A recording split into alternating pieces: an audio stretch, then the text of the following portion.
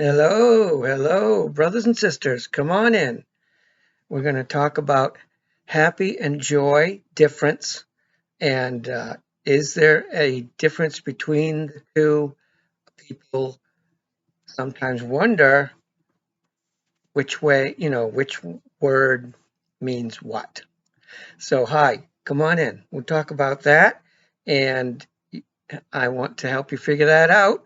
I am Andrew, and you're watching the Hiking Druid channel, and thank you for stopping by.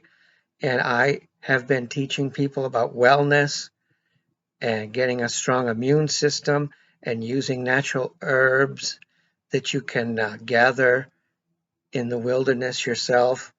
And I am a health coach, and I also teach people how to get lean muscle mass, so or to lose weight or to gain energy or just basic well-being.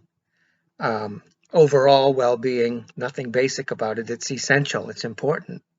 It's what brings your joy and happiness. So let's talk about those couple of things. And the terms actually get used one for the other quite often. They're pretty much similar words.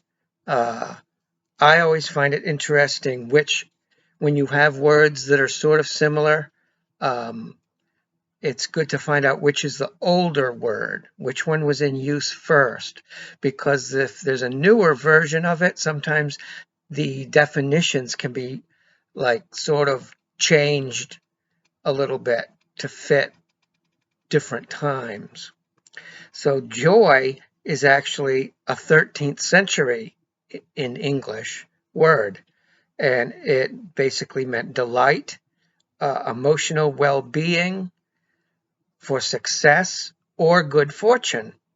And we don't seem to use it that much. Well, you can be happy if you have good fortune, or you can be joyful if you have good fortune. So, yeah.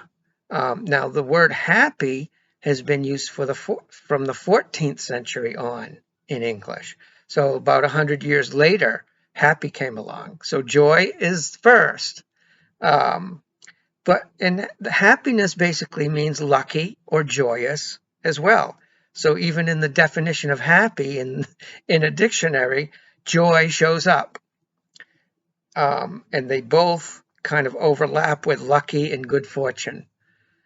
So, oh, and it would make me happy and filled with joy if you could check out the link down below, because that is how you can get, and you will feel happier and more joyful as well when you find out you can learn how to get healthier, and your well-being will be improved for you and your family if you check out that link below this video and get the free guide to some of those herbs that I mentioned earlier that I gather out in the wilderness up here in northern Maine, which there's a lot of wilderness up here. And so, yeah, check that out and get the free guide and my free newsletter that comes out about once a month. Sometimes not quite that often, but it's a great way that we can keep in touch. And also, if you would subscribe, follow, thumbs up, like, rumble, depending where you're watching this. Thank you very much. It just helps this information get out to more folks.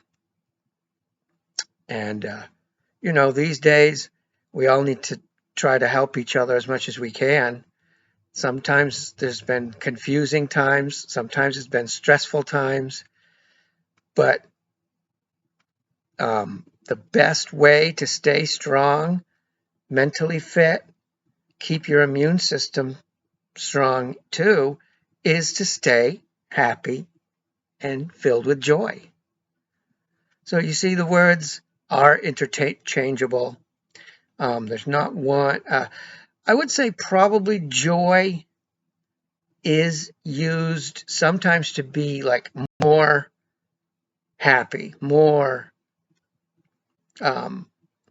lighthearted, more filled with delight than happy. but it doesn't necessarily have to be that way, but it is sometimes used almost like, okay, don't define a word with the word, right? But joy can be happier than happy, but they're very similar, and it doesn't necessarily have to be. So I wouldn't say that's it's just the way that people do tend to use it a little more. Also, joy has shown up in a lot of Christmas songs, but so is happy. So, so my point was going to be that joy, because some of those Christmas songs and those old, what's the word? The old Christmas songs and the carols, uh, Joy to the World, right? I mean, it can be it's a great song any time of year, but it's especially meaningful at Christmas time. And because of that, joy sometimes gets used more in relation with Jesus and Christmas time and that sort of thing. But it there's no steadfast rule that has to be that way. It's, I think, mostly, like I said, because it is in some popular songs from that season. But happy and joy, both very important, both fun. It also, like, sort of grumpy people can start being happier when happy people are around. But don't be cruel if somebody is legitimately sad and, you know, just experienced a loss in their life or something. You don't have to be fake happy either. Um, Probably better to just listen to them and help them know that they will return to joyfulness after they grieve. That this is, and have some compassion, have some empathy, try to see things through other people's eyes.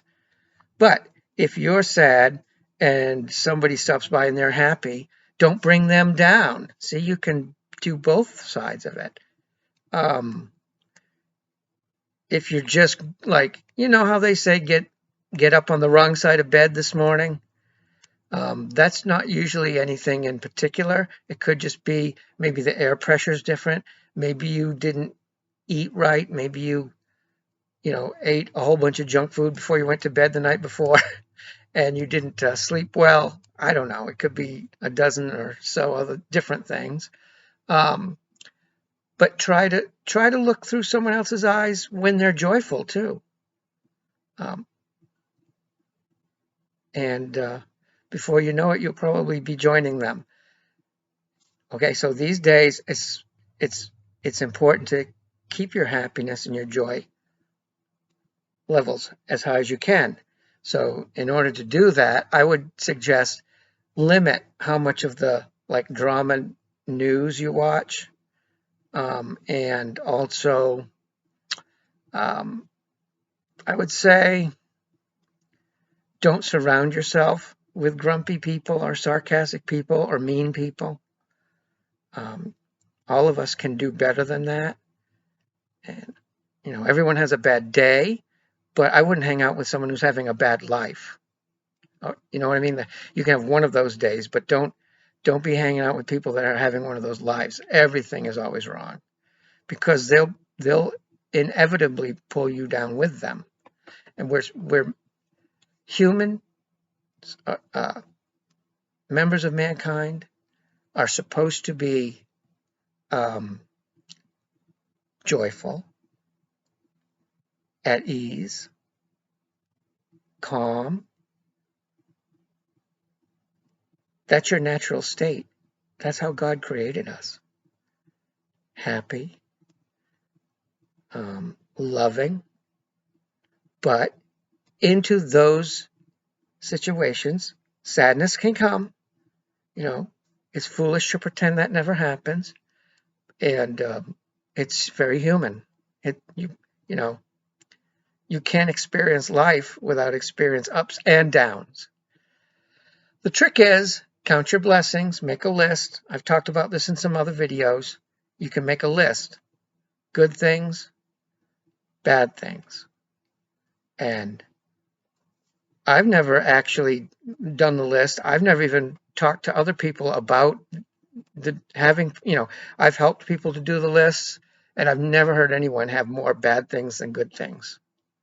When you really start honing in what is the good things, you were able to get up this morning out of bed, walk across the room. Okay? That's 3 things some people can't do every morning. Do you have a loved one that cares about you? Do you have children that you care about? Are you in a relationship with God? Are you growing your discernment? Have you invited Holy Spirit into your heart? These things can all go on your list. Do you have a roof over your head? Did you eat a good meal? Can you eat another good meal for breakfast? Can you go for a walk and get fresh air? Do you live somewhere close to a park or close to the woods where you can get out and experience nature? See, put these good things on the list. It will quickly outweigh and outnumber, oh, I stubbed my toe on the corner of the bed this morning, which is why you were grumpy, right? But you make your list, what's good, and you practice that on a piece of paper. And then before you know it, you can do it in your head. And if you catch yourself being grouchy, at least now, because I've been practicing this for years, I can turn that around right quick. And then I can help other people. But like I say, don't be obnoxious about it. If someone's just broken up with their spouse, then telling them just be happy isn't going to really appeal to them, probably. But you can be happy and be understanding. There's a better word, empathetic, looking through their eyes, comforting another person. And that will increase your sense of well-being, because you've been loving to somebody, you've helped somebody else. So that pretty much sums up the difference, or not so much of a difference, between happy and joy. But people have that question sometimes because they might they might have heard it being used in particular cases, like happy birthday or joy to the world at Christmas time, and like, what is the difference? So that's great. And I always do tend to like the older word, only because it has more. But now, if joy was like 12th century and happy was 18th century, then I'd probably use joy more often. But there's only 100 years difference. So joy was first, happy was second. But in the space of the length of time that language develops, 100 years isn't that big of a difference. So both of those words are great, and also joyous and joyful, delight, success, well-being, lucky. I like all those words. Those are all great uplifting words, and they help you with your overall sense of well-being, of wellness. In that state, your body naturally heals better, quicker, stronger. So I'll leave it at that. Thank you. Thanks for checking out that link. You'll love that. I really think you'll love that guide. I mean, it's up to you, but it is free. And thanks for leaving a comment down below too. Let me know what makes you happy, what has filled you with joy, how you've overcome, you know, a sad time and to become happy again. Have you noticed like how tired you feel if you're sad and then how energized you feel when you're joyful again? It's great. And like I said, I'm Andrew. I have other videos about how to get yourself stronger. Check out, I have some in my playlist on YouTube is immune system that talks about how you can stay stronger. So if that will get you happier. So maybe check those out. Um, and that's great. And have a great day. I appreciate you watching this. We'll make this a shorter side one. And I hope you have a wonderful day and you're having a great day and you're filled with happiness and joy. And remember this, the creator of the universe, put that on your list. Put this one on your list in the good column. The creator of the universe says you're beautiful and wondrously made, and he says you're the apple of his eye. He knows how many hairs are on your head. He knows your cares. He knows your worries. He knows your joys. And he loves you. I love you. And thank you again. Have a great day, and I'll see you soon.